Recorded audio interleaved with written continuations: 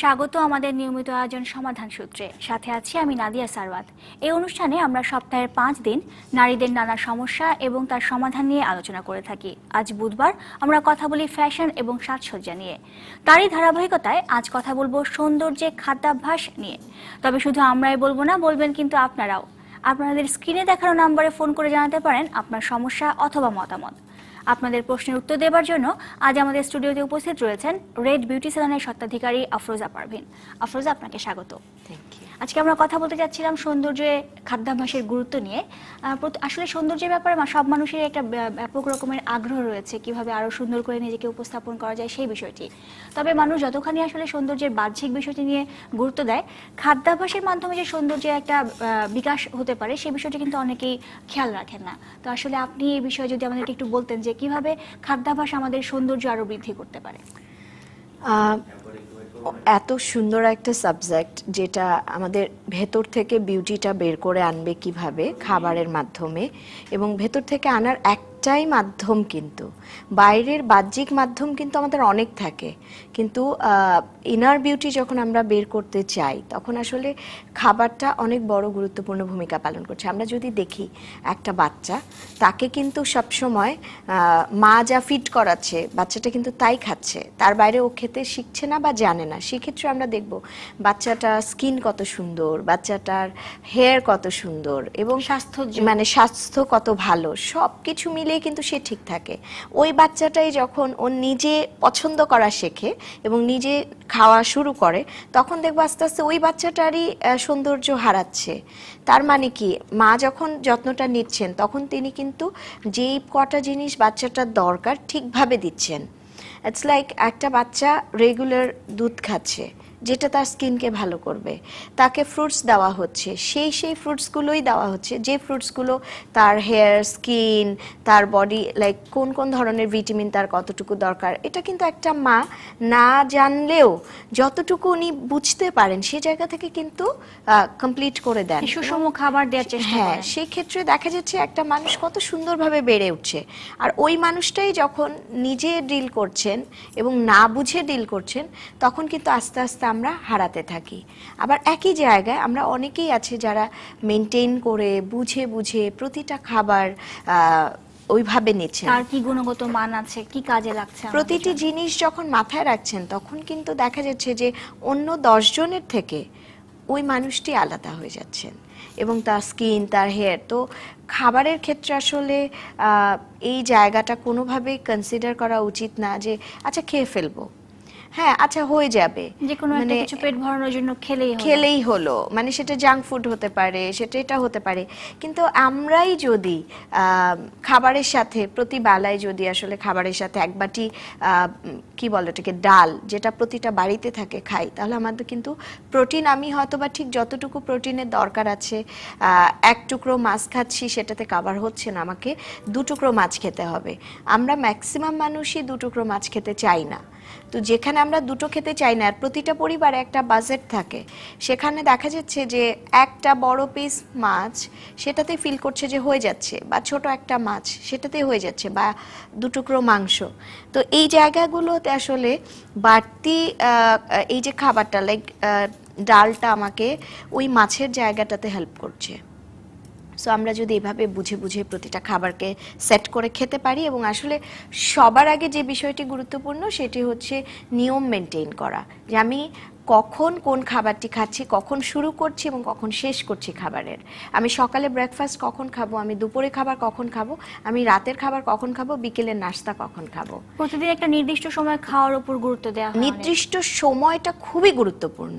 আমি খাবারে অনেক কিছু হতে পারে, মেনুতে মিস হতে পারে, না থাকতে পারে, বা বাড়তি অ্যাড হতে পারে, কিন্তু টাইমিংটা খুবই গুরুত্বপূর্ণ। আমি যদি 7টায় ডিনার করি, তো আমি 7টায় ডিনার করব।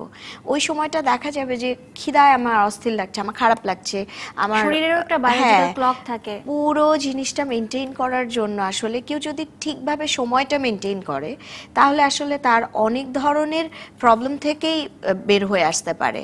যেমন অ্যাসিডিটি এমন একটি প্রবলেম যেটা কিন্তু আমাদের খাদ্যাভ্যাসের উপরেই নির্ভর করে। আমাদের কাছে এর মধ্যে একজন দর্শক প্রশ্ন নিয়ে এসেছেন, আগে প্রথমে আমরা প্রশ্নটি নিয়ে নেব। দর্শক, আপনার নাম বলে প্রশ্নটি করুন। হ্যালো, জি, আপনার নাম বলে প্রশ্নটি করুন। হ্যাঁ আপু, আমার নাম ফাহমিদা কাকুলি, কিশোরগঞ্জ থেকে। আমার গ্যাস্ট্রিক ছিল, ডাক্তার আমাকে নিষেধ দিছে যে দুধ জাতীয় কোনো খাবার আর শাক খেতে, কিন্তু আমার স্বাস্থ্যটা খারাপ হয়ে যাচ্ছে, এখন কি খাবো? শাক এবং দুধ খেতে নিষেধ করেছেন ডাক্তার। হ্যাঁ। জি, আপনি ফাহমিদা বলছিলেন কিশোরগঞ্জ থেকে, তাকে তার গ্যাস্ট্রিকের সমস্যার জন্য ডাক্তার এক ধরনের পরামর্শ দিয়েছেন যে শাক কিংবা দুধ না খেতে, কিন্তু এতে তার স্বাস্থ্য হানি হচ্ছে বলে তিনি অভিযোগ করেছেন। তার আসলে তার জন্য কি সমাধান দেবেন আপনি? আমাদের যেটা হচ্ছে, আমাদের আমি দুধ খাবো না, দুধ মানে হচ্ছে ওর যে প্রবলেমটা আছে, ল্যাকটো ফ্রি দুধ খেতে হবে। অনেকেরই আছে দুধের প্রবলেম, অ্যালার্জি হতে পারে, কি বলে গ্যাসের পরিমাণ বেড়ে যেতে পারে, লুজ মোশন শুরু হতে পারে। সেটা কিন্তু প্রথম এবং প্রধান একটাই উপাদান, যেটা হচ্ছে আমাদেরকে মাথায় রাখতে হয়। তো সেই ক্ষেত্রে আমার ল্যাকটো ফ্রি দুধ মার্কেটে পাওয়া যাচ্ছে, তো সে কেন দুধের মানে পুষ্টিগুণটা পাবে না? দুধটাকে কিন্তু আমরা আদর্শ ফুড হিসেবে ধরি। সো আদর্শ খাবার, যে খাবারটা খেয়ে একটা মানুষ অন্য কিছু না খেয়ে শুধু দুধ খেয়েও কিন্তু সে সার্ভাইভ করতে পারে সুস্থ এবং সুন্দরভাবে, তাহলে কেন আপনি সেটাকে ইগনোর করবেন? এ কারণে ল্যাকটো ফ্রি দুধটা আপনি খেতে পারেন। শাকের কথা বলেছে, আপনি যদি কোনো একটা, ডেফিনেটলি আপনাকে ডক্টর ওষুধ দিতে পারে, আপনি সেই ওষুধটা কন্টিনিউ করেন এবং ওষুধটা ঠিকভাবে খাবেন, এবং আপনি শাকটাকে ঠিক ওভাবেই খাবেন, খাবারের মিডল পজিশনে খাবেন। এবং এতে যেটা হবে যে শাকের যে আঁশটা আছে সেটা কিন্তু আমাদের জন্য খুব দরকার। শাকের যে ভিটামিন, আমার ফাইবারটা দরকার। এতে কি হয়, আমার যখন স্টুল ক্লিয়ার হয় তখন কিন্তু আমার স্কিন ভালো থাকে। আর শাক সবজিতে একটা বড় বিষয় আসে যেটাতে আমার চুলের খুব উপকার হয়। তাহলে আমাকে তো খেতে হবে। বাদ দিয়ে থাকলে আসলে ডায়েটের একটা বড় অংশ মিসিং হচ্ছে। সো আমার মনে হয় যে উনি যে ডক্টর দেখিয়েছেন, উনি ইদার ডক্টর চেঞ্জ করতে পারেন, নতুবা অন্য কোনো ভাবে আরেকবার ডক্টরের কাছে যেতে পারেন, যে আমার এটা পরামর্শ নিতে পারেন। আমার মনে হয় সেক্ষেত্রে আপনি ঠিকঠাক সমাধানটা পেতে পারেন। উনি কথা বলছিলেন যে ওনার কথা থেকে আসি যে উনি গ্যাস্ট্রিকের কথা বলছিলেন, যে অনেক সময় আসলে খাদ্যাভ্যাসের ক্ষেত্রে এরকম বিভিন্ন রকম সমস্যা দেখা যায়, যেমন অ্যাসিডিটি হতে পারে কিংবা আরো এই যে বিভিন্ন রকম সমস্যা থাকে। তো সেক্ষেত্রে খাবার বাছাই করার ক্ষেত্রে যে 6টা আমার পুষ্টিগুণও থাকলো এবং আমার আসলে ওই ধরনের সমস্যা হবে না, কারণ এই ধরনের সমস্যা কিন্তু সৌন্দর্যের উপর একটা অনেক বড় প্রভাব ফেলে। এই ক্ষেত্রে যেটা হয় কি, আপনি নিশ্চয়ই এতটুকু বুঝে থাকবেন যে আমাদের অনেকগুলো বিউটি ফুড আছে, আমরা একটু একটু করে যাব, আমরা বলবো। সেই বিউটি ফুডগুলো এমন আছে, অনেকে আছে খালি পেটে খেয়ে ফেলছি, তো খালি পেটে খেয়ে ফেললে আমার অ্যাসিডিটি হতে পারে, সো আমার খালি পেটে খাওয়া উচিত না। আবার এমন অনেক বিউটি ফুড আছে যেগুলো আমাকে খালি পেটেই খেতে হবে। যেমন আমি যদি পেঁপে খালি পেটে খাই, তাতে কিন্তু কোনো সমস্যা নেই, বরঞ্চ যাদের অ্যাসিডিটি, যেমন ওনার জন্য এটা খুবই ভালো যে উনি যদি সকালবেলা একদম খালি পেটে পেঁপেটার শরীরটা বাইরের দিকটা ধুয়ে ফেলবে, প্রথমে ধুয়ে তারপরে পেঁপেটাকে ছিলে, তারপরে যখন কাটবে তখন আর পেঁপের কষটা যেন ধুয়ে না যায়, এই পেঁপের কষটা পেঁপেটার সাথেই থাকবে, এবং ওই পেঁপেটা যদি সে খেয়ে ফেলে তার অ্যাসিডিটির প্রবলেম চলে যাবে। তো আমরা এইভাবে কিন্তু প্রতিটা খাবারের, মানে আমি নেগেটিভ পজিটিভ দুটো পার্ট আছে, আমাকে জেনে বুঝে খেতে হবে আমার শরীরের জন্য কোনটা জরুরি। যেমন আমরা যদি বলি মালটা বা অরেঞ্জ, এইটা যদি আমি খালি পেটে খেয়ে ফেলি আমার অ্যাসিডিটি হবেই। এখন আমার যদি জানার স্বল্পতা থাকে, আমার যদি জ্ঞানের স্বল্পতা থাকে, তাহলে আমাকে পড়তে হবে বা আমাকে অ্যাওয়ারনেস প্রোগ্রামগুলো দেখতে হবে। বা আমি এখন আসলে আমার কাছে তো এটা খুবই ভালো লাগে যে গুগল আমাদেরকে এত হেল্প করছে, যে আমরা গুগলে যে সার্চ দিলেও কিন্তু আমরা দেখতে পাই যে এই খাবারটা আমার আগে খাওয়া উচিত, পরে খাওয়া উচিত, খালি পেটে খাওয়া উচিত, বা আমি কখন খেতে পারবো, ওখানে কিন্তু আমরা ইনফরমেশনগুলো পেতে পারি। আর তা না হলে আমরা সবাই কিন্তু ডক্টরের কাছে যাই, অ্যাটলিস্ট 6 মাসে একবার হলেও কিন্তু আমরা ডক্টরের কাছে যাই। তো আমরা ডক্টরের কাছে যেতে পারি, পরামর্শ নিতে পারি। আমাদের দেশে এত নিউট্রিশনিস্ট আছেন যারা বসে আছেন সার্ভিস দেওয়ার জন্য, কিন্তু আমরা ফিল করি যতক্ষণ অবধি আমি ওভারওয়েট না হচ্ছি, যতক্ষণ অবধি আমি আন্ডারওয়েট না হচ্ছি, তো আমি নিউট্রিশনিস্টের কাছে কেন যাব? কিন্তু আমাদের একজন সুস্থ মানুষকেও কিন্তু নিউট্রিশনিস্টের কাছে যাওয়া উচিত, যে আমাদের প্রপার ডায়েট চার্ট, স্ট্যান্ডার্ড, আমাদের ঠিকঠাক মতো rules and regulations about food, এটা আমরা যদি না জানি তাহলে আমরা আসলে কিভাবে সার্ভিসটা পেতে পারি, আমরা কিভাবে ওই জায়গাটা ওয়ার্ক করবে বলে আমরা ভেবে নিতে পারি। আমি যদি নাই জানি যে আমাদের আপনি দেখবেন যে সময়ের সাথে সাথে কতটা পরিবর্তন হয়েছে, যে আগে যেটা বলা হতো যে একটা ডিম শুধু আপনি সাদা অংশ খান, কুসুম খাবেন না, কিন্তু আপনি একই মানুষ ডক্টরের কাছে যাচ্ছেন, আপনাকে এখন কিন্তু বলা হয় যে একটা কুসুম সহ ফুল এগ আপনি সারাদিন খেতে পারেন, একটা মানুষের বডির জন্য দরকার। আমরা এটা নিয়ে আলাপ করব। এখন আমাদের ছোট্ট একটা বিরতিতে যেতে হচ্ছে, বিরতির পরে আমরা আবার আলোচনায় ফিরবো। দেখছেন সমাধান সূত্র, ছোট্ট একটা বিরতি নিচ্ছি, সাথেই থাকুন। আবারও আমন্ত্রণ সমাধান সূত্রে। আজ আমরা কথা বলছি সৌন্দর্যে খাদ্যাভ্যাসের গুরুত্ব এই বিষয়টি নিয়ে, এবং আমাদের সঙ্গে স্টুডিওতে উপস্থিত রয়েছেন রেড বিউটি সেলুনের স্বত্বাধিকারী আফরোজা পারভিন। আফরোজা, আপনাকে আবারও স্বাগত। বিরতির আগে আমরা কথা বলছিলাম খাদ্যাভ্যাস নিয়ে। আপনি বলছিলেন যে পার্টিকুলার এক একটি খাবারের আমাদের শরীরের উপর কি ধরনের প্রভাব পড়ে। আমরা যেমন তখন বলছিলাম ডিমের কুসুম, আমরা তো আসলে জেনারেল ডাক্তারের কাছে বেশি যাচ্ছি, কিন্তু আমরা যদি কেউ ডেন্টিস্টের কাছে যাই তাহলে আমরা জানবো একমাত্র ডিমের কুসুম যেটা আমাদের দাঁতের জন্য সব থেকে ভালো কাজে আসে। তো আমাদের দাঁতের জন্য কিন্তু ডিমের কুসুমের বিকল্প নেই।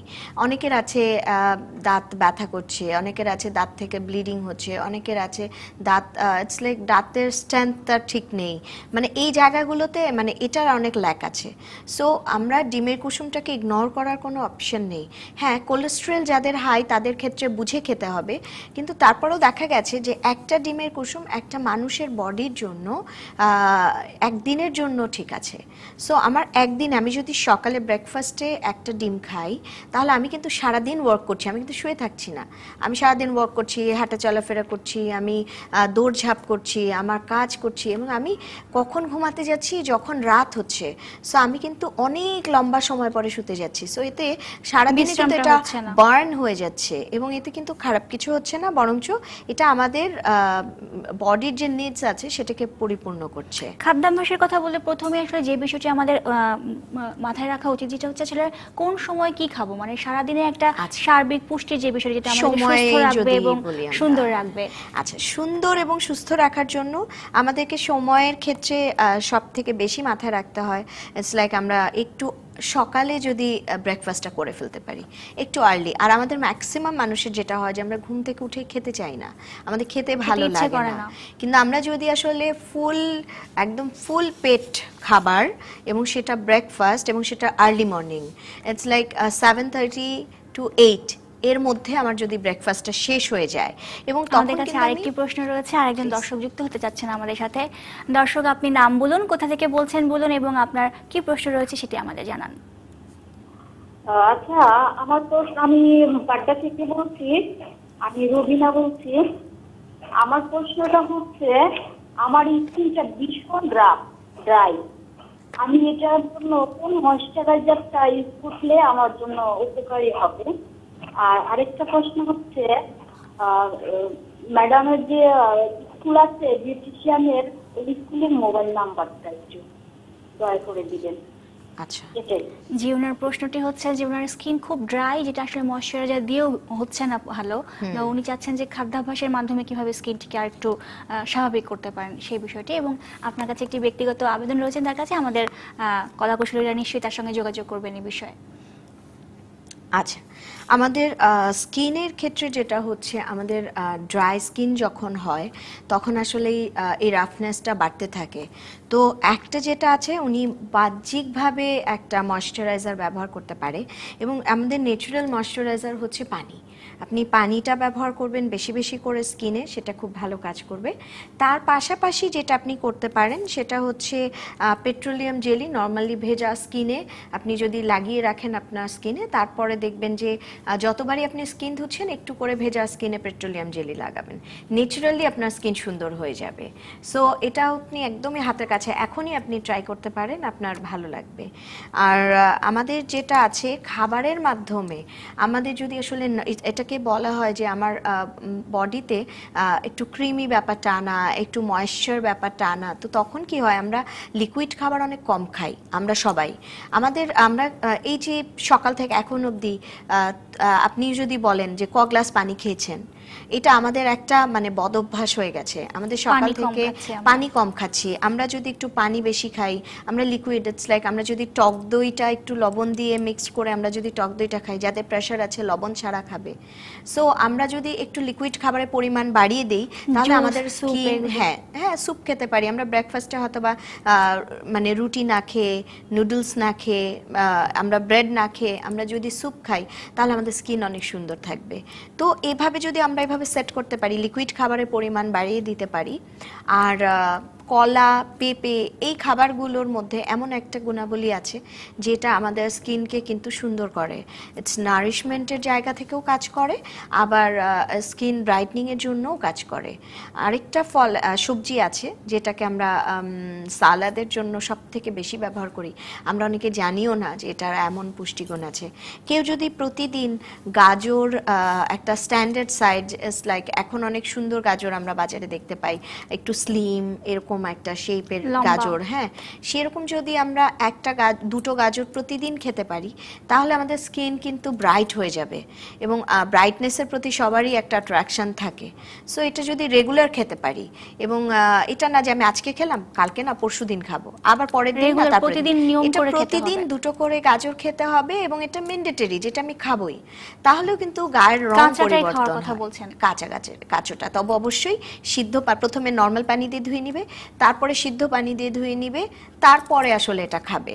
খুব ভালো হয় যদি ওটা না কেটে খায়, কারণ কি আমরা কেটে খেলে আমাদের যে নাইফটা ইউজ করছি সেটাও অনেক সময় প্রবলেম ক্রিয়েট করতে পারে। সো যেহেতু একটু স্লিম অ্যান্ড সুন্দর শেপের গাজর নিচ্ছে, কারণ তাহলে খেতেও অসুবিধা হবে না। আর যদি অনেক মোটা শেপের গাজর নেয়, ওটা আসলে টেস্টও ভালো লাগে না, খেতেও ভালো লাগবে না, তো একটু দেখারও বিষয় আছে। সো এই জায়গা থেকে যদি কেউ মেনটেন করে সুন্দর হতে পারে।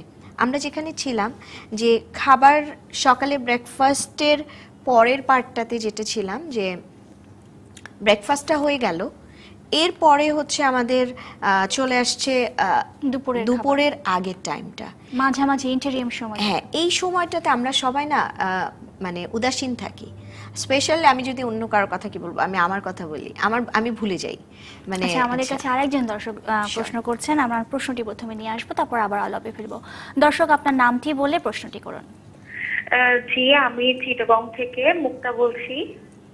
জি। আমার প্রশ্নটি হচ্ছে ওনার কাছে যে আমি প্রতিদিন সকালবেলা একটা করে রুটি খাই, দেন দুপুরবেলা অল্প করে ভাত খাই, রাতেও রুটি খাই। সকালবেলা জাস্ট একটা, রাতে দুইটা। কিন্তু আমার ডায়েটিংটা প্রপারলি হচ্ছে না, আমি যেমন মোটা তেমনই থেকে যাচ্ছি।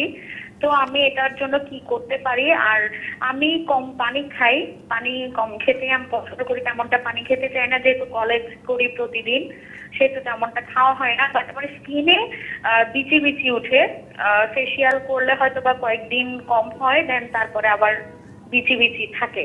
দেন আমি ওনার কাছে প্রশ্ন হচ্ছে আমি এটার জন্য কি করতে পারি, বা আমার ডায়েটিংটা কিভাবে করতে পারি? আচ্ছা, আমাদের কাছে আরেকজন দর্শকের প্রশ্ন রয়েছে, আমরা সেই প্রশ্নটিও নিয়ে এসে একবারে উত্তর দেবার চেষ্টা করব।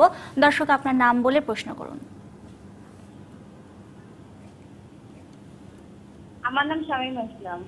আচ্ছা, আপনি কোথা থেকে বলছিলেন? আমি নরসিংদী থেকে বলছি। জি, আপনার প্রশ্নটি করুন। নরসিংদী থেকে প্রশ্ন করছেন।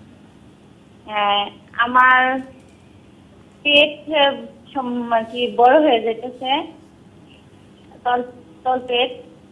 আমার স্বাস্থ্য ওইরকম না, এখন আমি কিভাবে ডায়েট করতে পারি? আচ্ছা, আমাদের কাছে প্রথম প্রশ্নটি ছিল চট্টগ্রাম থেকে যিনি ফোন করেছিলেন, তিনি বলেছিলেন যে তিনি স্বাস্থ্য তার একটু ভারীর দিকে, ফলে তিনি সকালে একটা রুটি খান, দুপুরে খুব অল্প ভাত খান এবং রাতেও দুটো রুটি খান, তবুও তার স্বাস্থ্য সেরকমই আছে। আর স্কিনেরও কিছু প্রবলেমের কথা বলেছিলেন, তিনি পানি কম খান বলেছিলেন। আর এখন নরসিংদী থেকে শামীমা যিনি ফোন করলেন, ওনার সমস্যা হচ্ছে ওনার স্বাস্থ্য স্বাভাবিকই, কিন্তু পেটে বোধহয় চর্বি জমে যাচ্ছে একটু, তো উনি কি ধরনের ডায়েট করবেন এরকম পরামর্শ চাচ্ছিলেন আপনার কাছে। আমাদের লাস্টে যিনি বলেছেন ওনারটা খুবই শর্ট, আগে বলে ফেলি। সেটা হচ্ছে আপনার পেটে চর্বি জমে যাচ্ছে এবং নিচের পেটটাতে, তাতে যেটা হচ্ছে উনি বসে থাকছেন বা একটু হাঁটা চলাফেরা কম হচ্ছে, এটাও একটা বিষয়। আর যেটা হয় আমরা যদি ইনার গার্মেন্টস পরি এবং ফিটেড ইনার গার্মেন্টস পরি তাহলেও কিন্তু এটাকে আটকানো সম্ভব, মানে চেপে থাকবে এবং হাঁটা চলাফেরা বেশি করতে হবে। হাঁটা চলাফেরা বেশি করলে যেটা হয় যে আমাদের নর্মালি একটু কিছু এক্সারসাইজ আছে যেগুলো একদম ফ্ল্যাট হয়ে শুয়ে তারপরে পাটা উপরে তুলে একটু পাটাকে টেনে হাত দিয়ে কাউন্ট করে 20 বার কাউন্ট করে ছেড়ে দেওয়া, এই টাইপের কিছু এক্সারসাইজ আছে, সেগুলো করলেই আসলে লোয়ার অ্যাবডোমিনটা কমে যাবে। আর এটা এমন একটা বিষয় যে যদি একবার লোয়ার অ্যাবডোমিনে ফ্যাট জমে যায় তাহলে আসলে পরে রিমুভ করতে খুব কষ্ট হয়। এ কারণে যেহেতু এখনই মাত্র উনি কিন্তু ফ্যাট না উনি বলেছেন, সো এখনই যদি পারেন আপনি প্রতিদিন আধা ঘন্টা করে আপনি জাস্ট হাঁটবেন, আর এটার জন্য আপনি 15 মিনিট যদি আপনি এক্সারসাইজ করেন তাহলে এটা চলে যাবে। আর এই ক্ষেত্রে আসলে অন্য কিছু নেই যেটাতে ডায়েট দিয়ে আপনি ঠিক করতে পারেন, আপনি চর্বি জাতীয় খাবার কম খাবেন তাহলেই হবে। এটা চলে গেল ওনার। আর চিটাগং থেকে যে মুক্তা আমাদেরকে ফোন দিয়েছেন, মুক্তা আপনাকে ধন্যবাদ যে আপনি যেটা শেয়ার করেছেন। আপনি হয়তো বা খাচ্ছেন, কিন্তু আমার পরামর্শ থাকবে যে আপনি একজন প্রপার নিউট্রিশনিস্টের সাথে কথা বলেই আপনি নিতে পারেন। আপনি জানেন না যে আপনার আসলে আমি হয়তো বা আপনাকে একটা গাইডলাইন দিতে পারি, কিন্তু ওই গাইডলাইনও যে ওয়ার্ক করবে সেটা কিন্তু বলা যাচ্ছে না। হতে পারে খানিকটা ওয়ার্ক করবে এবং আপনি বেশ খানিকটা ফল পাবেন, আপনার মনে হবে যে হ্যাঁ আপা বলেছে তো এটা কাজ করছে, কিন্তু হতে পারে আপনার বডিতে অন্য কোনো সমস্যা আছে কিনা। আমাদের ওভারওয়েট হয়ে যাওয়ার জন্য মেয়েদের বেশ কিছু সমস্যা থাকে যেগুলো আমরা হয়তো বা খেয়ালই করি না, অনেক অল্প বয়সে হয়ে যায়। টিনেজের একটা মেয়েরও হয়ে যায়, হয়তো বা সে খেয়াল করছে না যে এটা তার হতে পারে। যেমন থাইরয়েড একটা কমন অসুখ, যে অসুখটা হলে আপনি ওজন বেড়েই যাচ্ছে, আপনি যতই কম খান না কেন তাতে আপনার ওইটা বুঝতে পারবেন না। এই কারণে আপনাকে ব্লাডের কিছু টেস্ট আছে, আপনি যদি নিউট্রিশনিস্টের কাছে যান টেস্টগুলো করাবে, তারপরে আসলে আপনাকে একটা প্রপার ডায়েট চার্ট দিবে, দেন আপনি এই ডায়েট চার্টটা মেনটেন করবেন। আর আপনি এখন থেকে যেটা করবেন, আপনি যেভাবে খাচ্ছেন সেভাবেই খান, কিন্তু আপনি একটু টক দই বেশি করে খাওয়া শুরু করেন, একটু শসা খান, কিন্তু খালি পেটে খাবেন না। টক দইটা আপনি খালি পেটে খেতে পারেন, শসাটা খালি পেটে খাবেন না, তাহলে অ্যাসিডিটি প্রবলেম বেড়ে যেতে পারে। আর কখনোই পেট খালি রাখা যাবে না। আপনি সকালে একটা রুটি খাচ্ছেন, তো ওটার পাশে আপনি কি খাচ্ছেন যেটা আপনার ওটাকে ব্যালেন্স করবে। যে একটা রুটি খেলেও তো আপনার ক্ষুধা লাগতে পারে, ওটা আপনার জন্য ইনাফ না, তো আপনাকে একটা ফল খেতে হবে।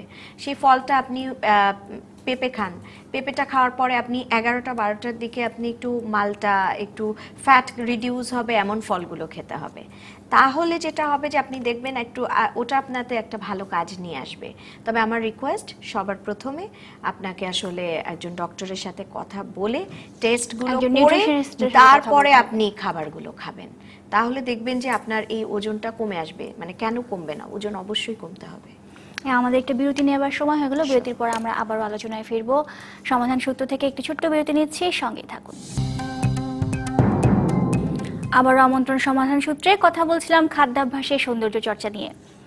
আফরোজা, আমরা কথা বলছিলাম যে বিভিন্ন সময় যে খাবারের কথা বলছিলেন, যে সকালে আসলে কোন ধরনের খাবার খাবো বা দুপুরে কোন ধরনের খাবার খাবো। আরেকটি বিষয় হচ্ছে যে অনেকে আমাদের কাছে প্রশ্ন আসলে এরকম যে ওজন নিয়ন্ত্রণের যে বিষয়টি রয়েছে, যে যারা আসলে ওজন কমাতে চান তাদের জন্য কি ধরনের খাদ্যাভ্যাস, আর যারা বাড়াতে চান তাদের জন্য কিরকম খাদ্যাভ্যাস? আমার কাছে তো মনে হয় ওজন বাড়ানোটা একটা অভিশাপের মতো বিষয়।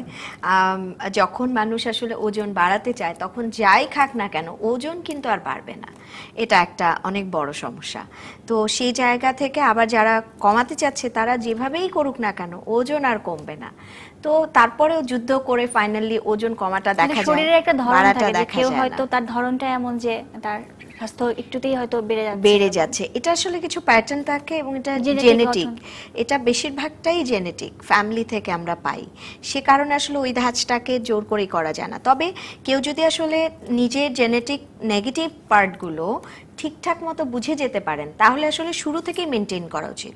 শুরু থেকে মেনটেন করলে যেটা হয় কখনো এলোমেলো হয় না, এবং জিনিসটা কম বয়স থেকে যখন হচ্ছে তখন থেকে যদি না, এটা ঠিক যখন 18-র পরে চলে যাচ্ছে, 19-20 20 থেকেই শুরু হয়ে যায়, এই 18 পর্যন্ত আসলে কারো কোনোভাবে চিন্তা করা উচিত না। ওই সময়টা গ্রোথ পিরিয়ড, ওই সময়টা খেতে হবে, প্রপারলি খেতে হবে, এবং খেলে যেটা হবে হাইটটা ঠিক থাকবে এবং গ্রোথটা ঠিক কিন্তু থাকবে।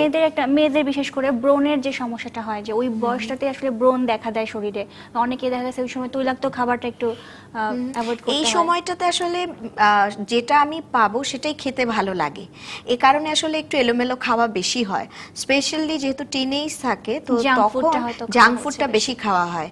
আর ওই সময়টা যদি আমরা জাঙ্ক ফুডটাকে অফ করতে পারি তাহলে কিন্তু আমাদের ব্রণের সমস্যা থাকবে না, আমাদের এই ধরনের সমস্যাগুলো থাকবে না, এমনিতেই কমে আসবে। তো ওই জায়গাটাতে একটু লক্ষ্য রাখা যে আমি যেন রেড মিটগুলো কম খাই। তারপরে অনেকেরই আছে যে আমি হয়তোবা বাড়িতে গরু মাংস রান্না হয়েছে, তো আমাকে চর্বির পিসটা খেতে হবে, যেখানে চর্বি পিসটা আছে, এগুলোকে ইগনোর করতে হবে।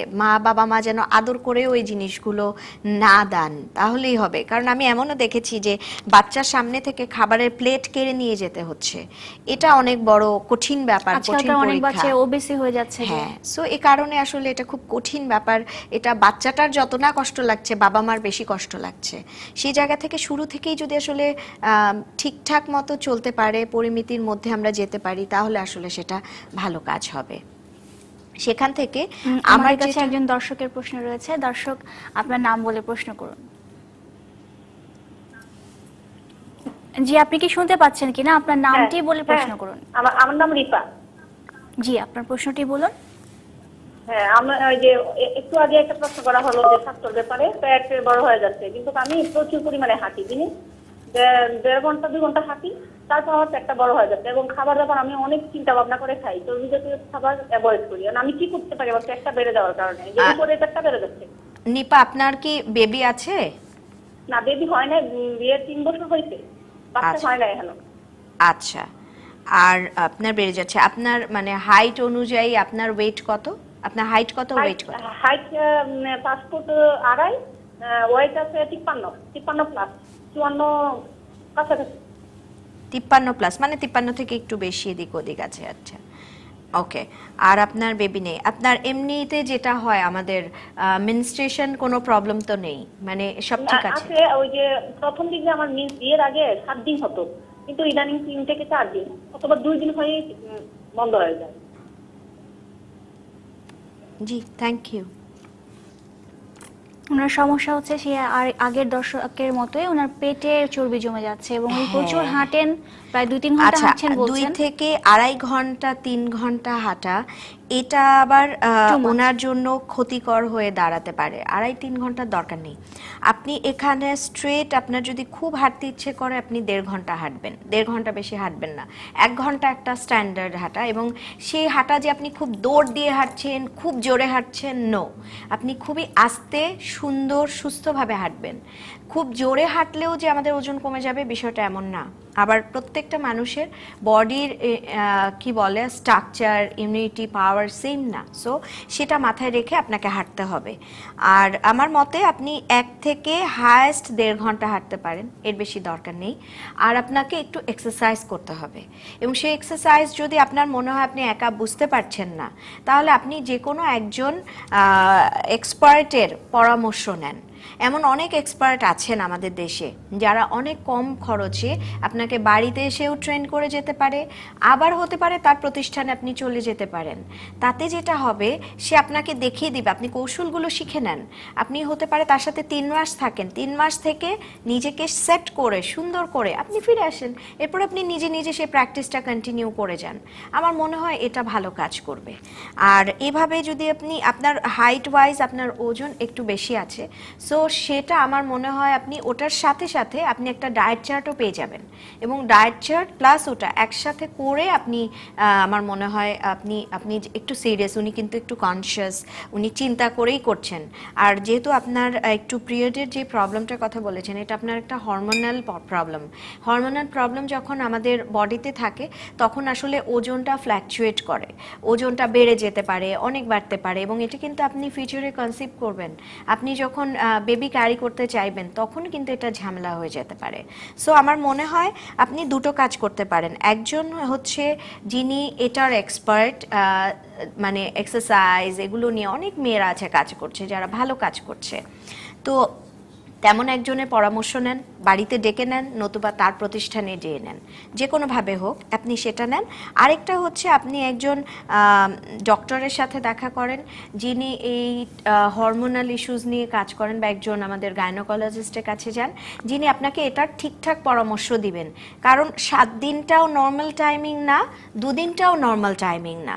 So it should be 3 to 4 days এটা অফ হয়ে যাওয়া উচিত। 3 থেকে 3 দিন 4 দিনের মধ্যে জিনিসটা একটা বর্ডার লাইন আমরা আসা আমাদের উচিত। অনুষ্ঠানের একদম শেষ পর্যায়ে চলে এসেছি। আজ আমাদের আসলে হাতে আর সময় নেই, তো এখানে আমাদের আলোচনা শেষ করতে হচ্ছে। আমরা আবারও অন্যদিন অন্য কোনো বিষয় নিয়ে ফিরবো আলোচনায়। এই ছিল আজকের সমাধান সূত্র। এরপর বেলা 11টার সংবাদ দেখবেন, আমন্ত্রণ রইল, সঙ্গেই থাকুন 24 ঘন্টা।